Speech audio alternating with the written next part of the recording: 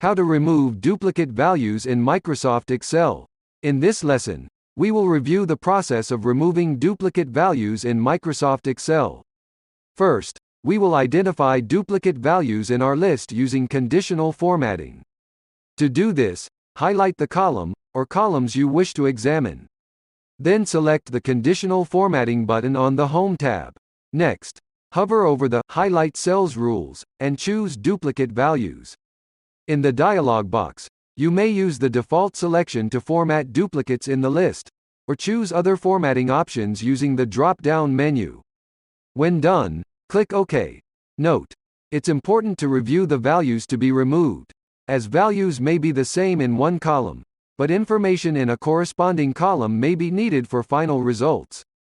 The duplicates in the list are now highlighted. To remove duplicates, highlight the column or columns. Click the Data tab, then find the Remove Duplicates button in the Data Tools group. After clicking the Remove Duplicates button, choose your desired selection in the dialog box. Click OK. The duplicates are now removed from the list. In our example, some duplicates in the customer column still remain. The remaining duplicates are acceptable because the corresponding columns contain information that does not identify the full row as duplicate entries.